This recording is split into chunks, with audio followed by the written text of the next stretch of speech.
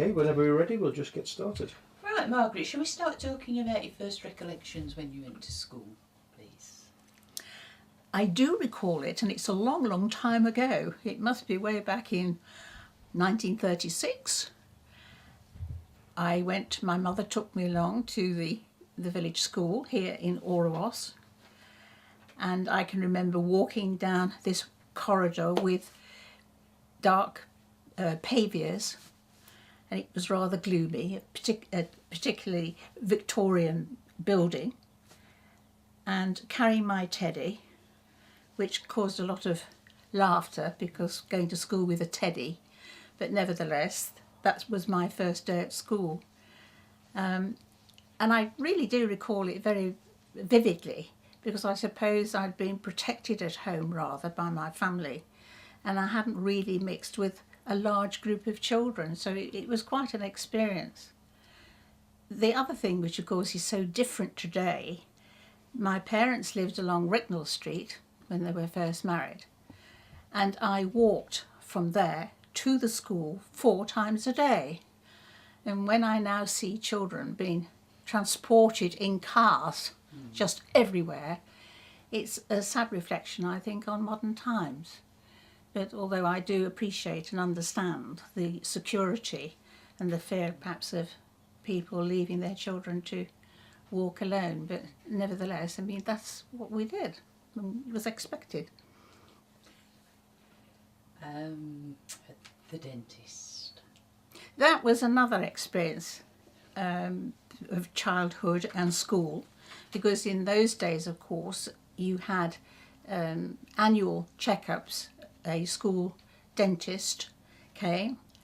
The surgery was held in the village hall, which was really quite decrepit even in those days. But nevertheless, it was another experience in my young life. I was terrified, and the smell from the ether or whatever it was they used, I mean, I just passed out. So from then on, for a good many years, I feared going to the dentist until my teeth started to deteriorate, and I thought, well, it's time I pay attention to this, otherwise I shall have no teeth. But that was the service that was given to school children, of course, from the medical profession then.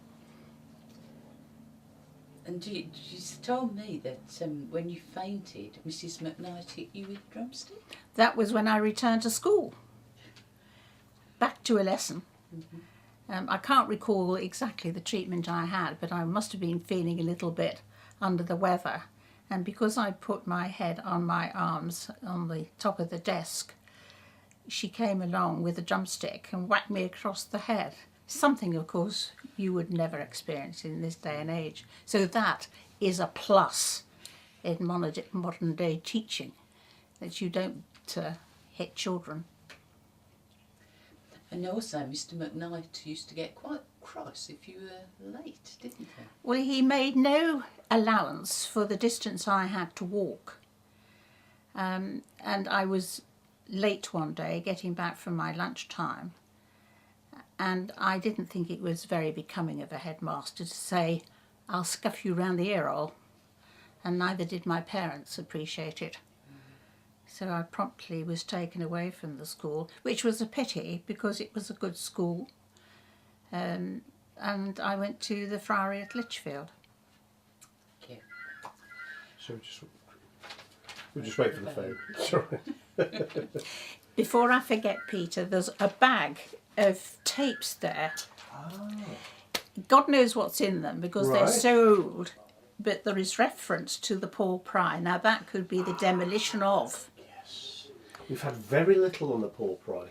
Very Well, it's written on the box, excellent. so there might be something there. But I mean, God knows what the quality Very. is. The only thing people seem to remember about the Paul Pry is the fact that it had a mortuary attached to Yeah. it. But nobody can tell me what it was like inside. I can, because Well, I used to go there with. that's one of my questions. I think who used to go. Some people used to perhaps pop in, but I think it was a farmer's pub, wasn't it? It was. Very much so. Yes, it was. Yeah. Yes. And your parents An were Orawas farmers. show. Yes. Anybody connected Yeah. with the Would you like to rural- tell us about that? No, sorry to interrupt, No, Jeanette, no, but while yes, you go. just tell us about the Paul, or tell Jeanette about the Paul Pry. Pry. Yeah. Well, a Victorian building. It was famous because of its name. I don't think there's possibly another Paul Pry, but it was renowned, of course, being on the Ricknell Street and used very much so by farmers and their relatives, and farmers would cycle from Eddingale and Elford, Kings Bromley to use it. And of course it was, Oh, sorry, I know this is a madhouse. it's okay. I can imagine It's it's all for busy. you as well, I bet. Michael gets fed up. Yes, that's understandable. Yes, he's probably David Butcher. It was a quick meeting last night. Finished yet? With it being a farmer's, well, it was a hotel in actual fact, but being used by the farming fraternity, it was also where we had the Orawash show on the field, which is adjacent, or was adjacent to the Paul Pry.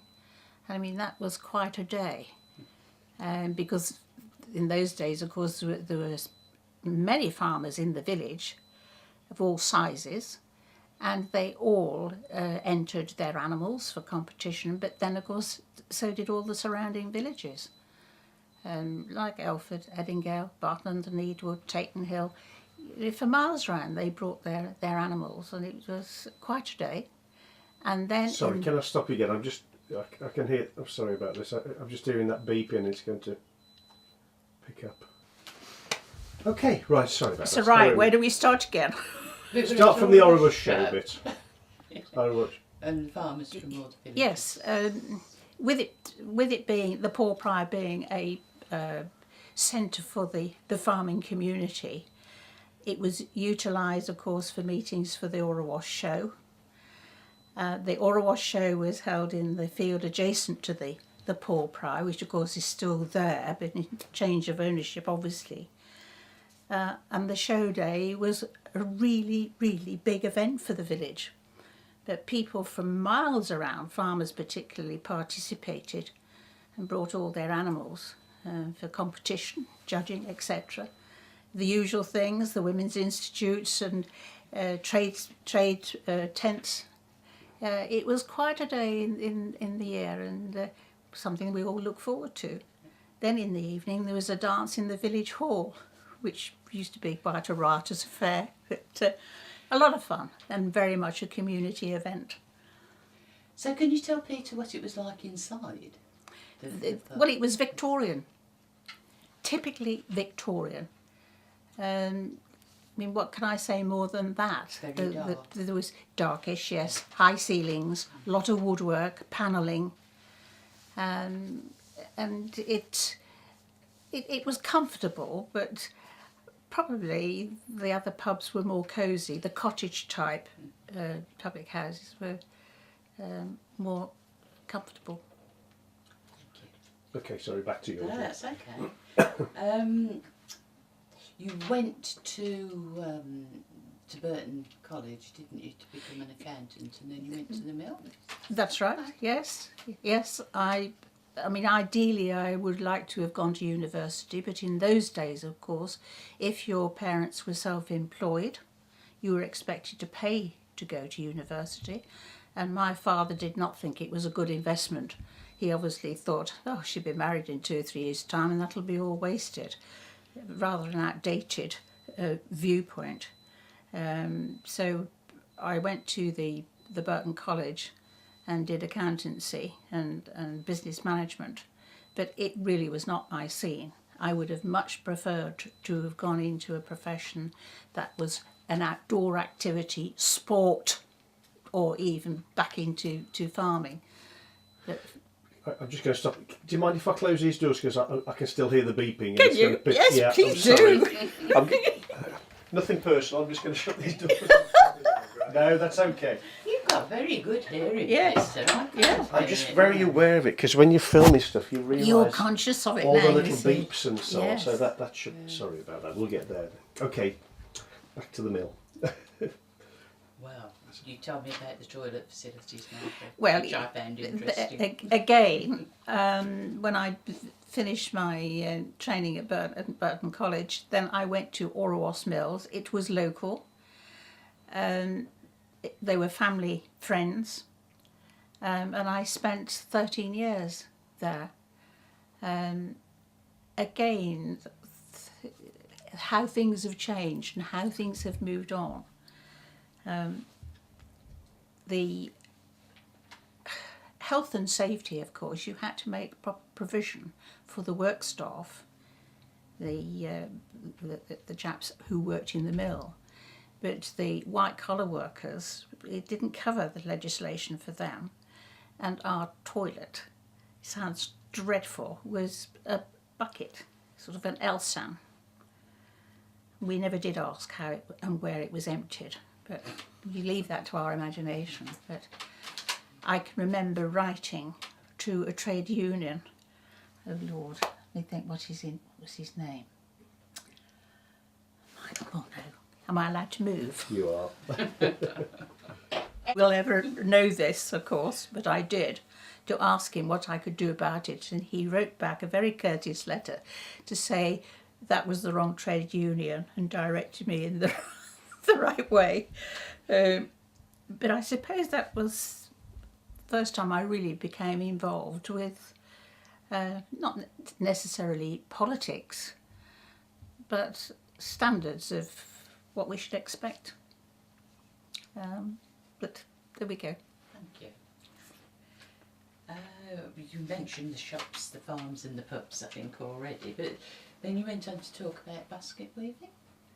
Yes, I suppose my interest was always the village and what we had to treasure and keep. Being a conservationist, I was terribly worried about what developers were doing. I'm afraid I've got a thing about developers who can come into a village and destroy the very precious things of our heritage. And there was the most beautiful half-timbered dwelling on the other side of the road from the modern shops now. And when I saw that demolished, I couldn't believe what was happening. And I got in contact with the head of planning at the county council in my naivety. And she said, form yourself into civic society. So that's what I did. Along with my husband, we called a public meeting in the village, terrific response, and said, yes, let's save what we have.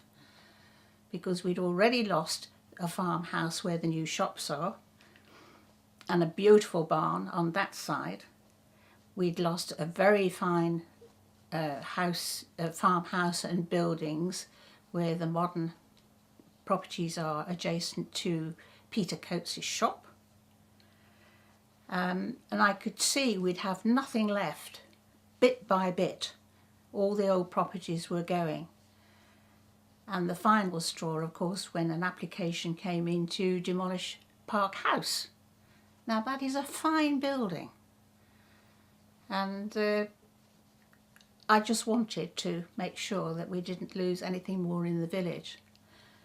When I referred to the barn opposite the end of Wellfield Road, of course my mother could recall the ladies that lived in this row of properties sitting outside basket weaving. And of course that's where the name Orawas originally comes from, the Older Wash, and all the osier beds, which of course have gone bit by bit through lack of maintenance.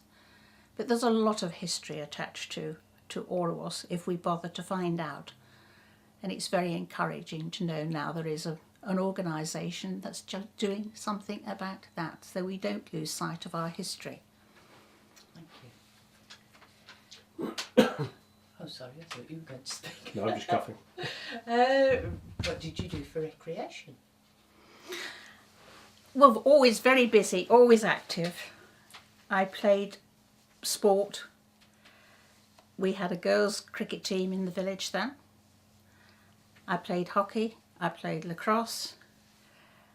As I got a little bit older, it was then tennis, and we had a very thriving badminton club here in Orwas. But sadly, when the Dramatic Society wanted a permanent stage, we had to exit, and we went to Barton under Needwood. But nevertheless, there wasn't a lot of money in this community then, or facilities. It was too expensive to go into a town, and you made your own fun and got on with it. You know, small children, four coats and a bat and a ball, could play for hours. We didn't have to be entertained, and I suppose that's the difference between when I was growing up and children today who have all the modern digital and electronic devices you can think of. Thank you. What about the eel traps?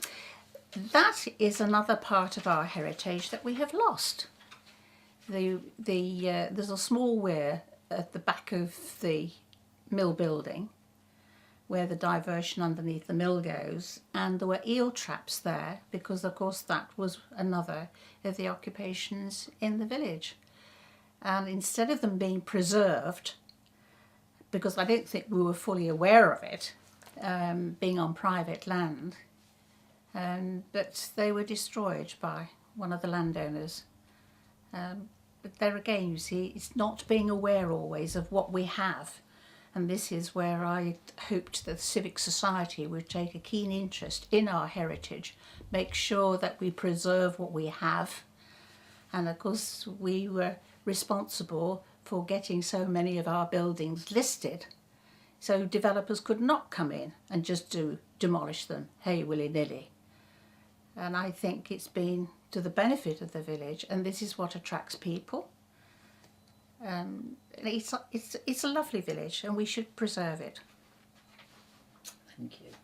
You then went on to tell me you and your sister about the Hellaby sisters. An old village family who resided in the cottage next to the churchyard, and they have the quotation over the front door, and I'm pleased to say it is still there. Mrs. Hellaby, she lived until she was 100 and 101 and spent her time doing embroidered pictures, of which I have 3, which I treasure very, very much indeed. And of course she had 3 daughters, as far as I'm aware. I mean, I recall 3, but they all participated very much in the village life and were very well known, great WI ladies. And the cottage is named after them. Yes, yeah. That's right, yes. But it's and nice. You said they're buried in the churchyard too? I think they are, yes. Yes. Yes. Thank you. And then I think probably the end of it, Margaret, is the guides and the war effort. That's right, that was something else growing up, and it's very pleasing to see that we still have guide companies and Boy Scouts and Brownies and so forth, because it's instructive, it's educational, and it's a jolly good way for children to spend their pastime rather than being entertained all the time. But my mother, along with the vicar's wife, Mrs. Hodge, started the guides, and she ran guides here for over 30 years in the village, and it was a very, very successful company. I felt that it was an enormous benefit to me, and things that I learnt as a girl guide I still follow. And it was a great honour for me to become the first Queen's Guide in the whole of Staffordshire. And I can recall having to go to Wolverhampton and do all kinds of tests and challenges and so forth. Spontaneous things like riding a bicycle over to Whittington and being confronted with a mock road accident and how I would deal with it. But all educational, and it's been an enormous benefit to me, of course, during the course of my life. And I believe for the war effort, recycling was very Well, fashionable. yes, we did. That was our bit, collecting waste paper and jam jars. And the old building at the back of the George and Dragon, which has just been demolished, there's another instance of losing a valuable building, which wasn't preserved. And I sort of levelled my gun to the brewery for that one. But it's our own fault, you see, unless we make a stance and we see buildings at risk to save them, that's when we must shout from the rooftop. But that was utilised to store all the jam jars. The Women's Institute sorted out the paper, and that was our contribution towards the war effort. See, another building that's at risk now, Essington Park Farm. That is something, again, that I think residents here in Orwas are very, very aware of, and they will do their utmost to preserve it, all contributing, of course, to the heritage of our village. And that's how it should be. You mentioned farms. Can you, as far as you remember, talk me through the farms that were in the village and where they were? Manor Farm was the largest, which of course is Manor Fields now. And there was a gentleman who farmed that by the name of Mycock.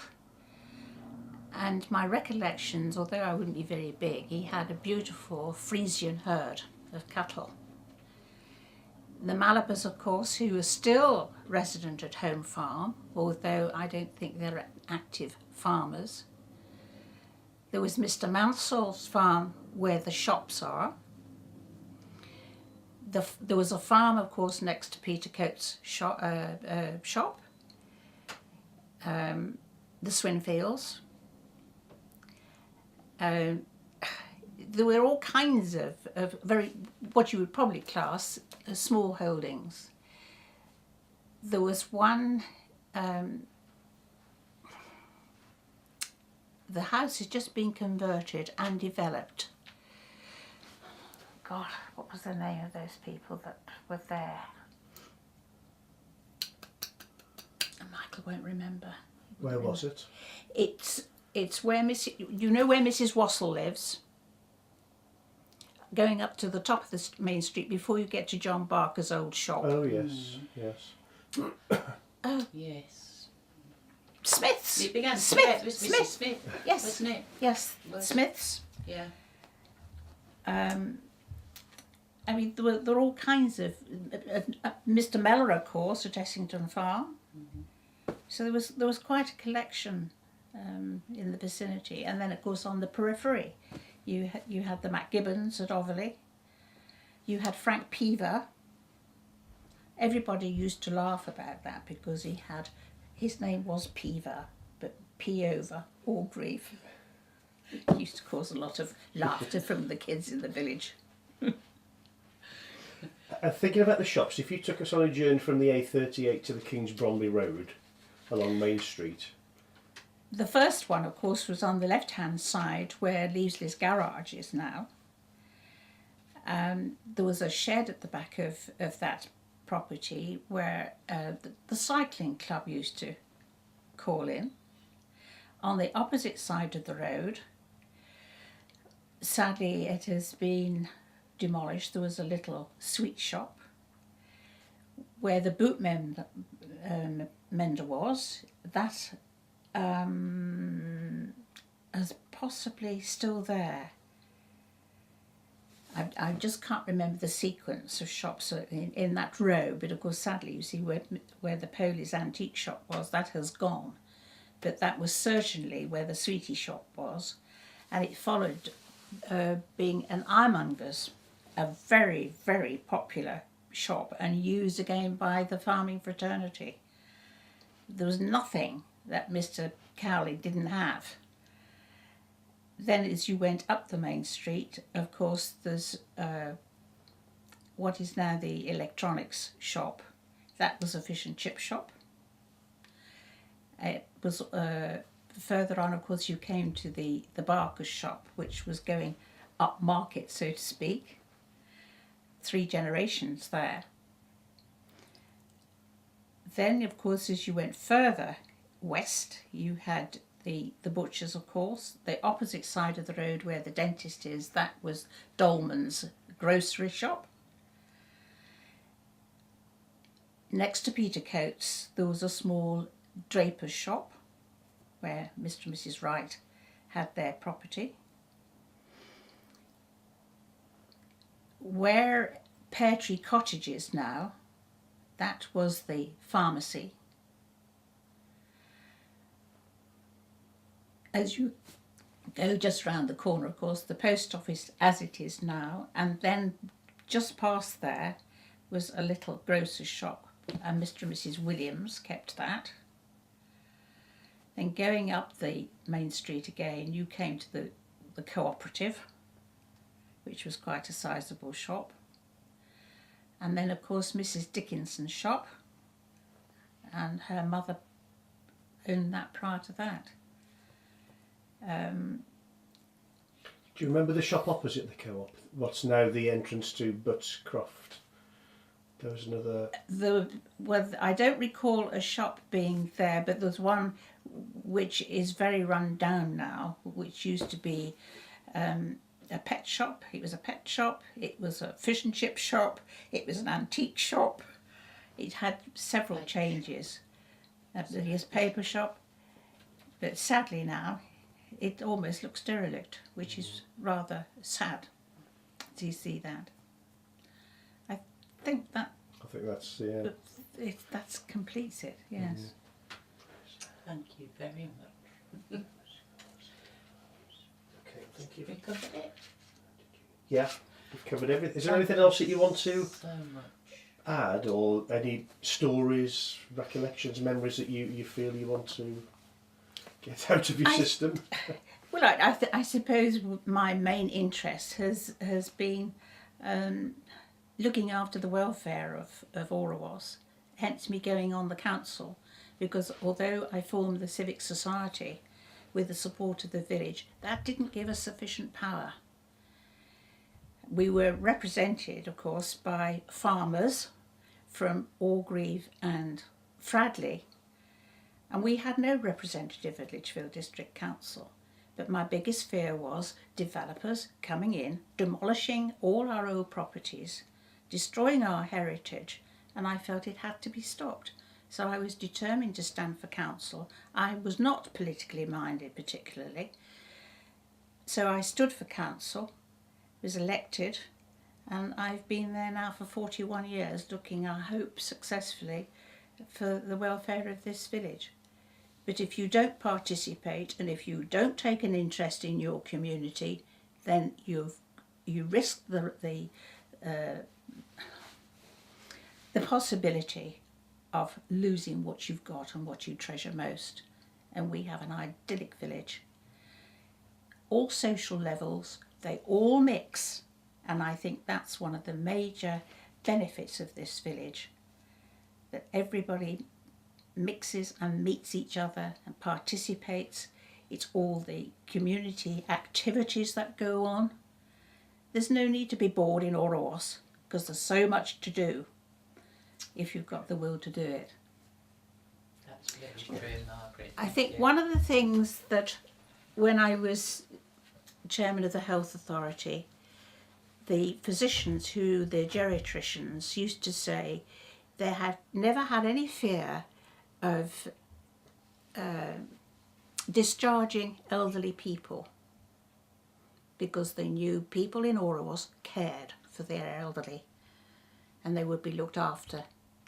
Both here and Abbots Bromley were the two villages that cared for their elderly, and let's hope that always happens. I think it does. Yes, it was a great recommendation. Yes. And I was very proud to be associated with Orawas, and I hope I remain that way That's great. for a long time.